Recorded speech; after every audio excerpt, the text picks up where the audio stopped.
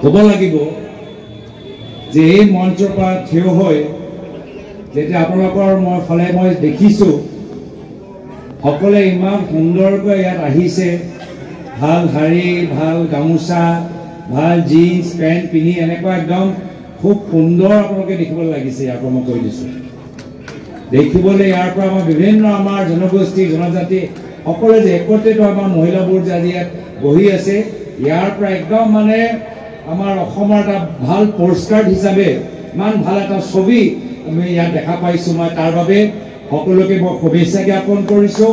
আৰু আজি এই সুন্দৰ সভা আয়োজন কৰা কাৰণে আমাৰ স্থানীয় মণ্ডল কংগ্ৰেছ, ব্লক কংগ্ৰেছ, জিলা কংগ্ৰেছকো মই নিজৰ আন্তৰিক শুভেচ্ছা জ্ঞাপন কৰিছোঁ। নকৰোঁ, সেয়া হৈছে ভাৰতীয় জাতীয় কংগ্ৰেছ। সেইকাৰণে মই আজি আপোনালোকৰ ওচৰত আহিছোঁ মনত পেলাবলৈ যে কিমান বাৰ বিজেপি চৰকাৰ আমাক দিছা প্ৰতিশ্ৰুতি দিলে। প্ৰধানমন্ত্ৰী মোদী ডাঙৰীয়া আহি কি ক'লে যে 6 মাহৰ ভিতৰত জনজাতিকৰণ কৰিব, 6 মাহৰ ভিতৰত জনজাতিকৰণ কৰিব। আজি জনজাতিকৰণ কৰিলেনে?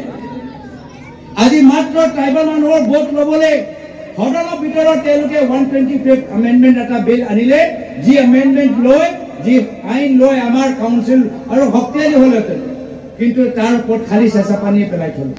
একো নকৰিলে, না জনজাতিকৰণ কৰিলে, না কাউন্সিলৰ শক্তি তেওঁলোকে আৰু বৃদ্ধি কৰিলে, না আমাৰ বাগানৰ শ্ৰমিকসকলৰ তেওঁলোকৰ মজুৰি বৃদ্ধি কৰিলে। তেওঁলোকৰ উদ্দেশ্য এটাহে যে নিজৰ পৰিয়ালৰ নামত আৰু কেনেদৰে মাটি সংগ্ৰহ কৰিব পাৰে আৰু নিজৰ ভায়েকৰ নামত আৰু কোটি কোটি টকা কণ্ট্ৰেক্ট আনি দিব পাৰে।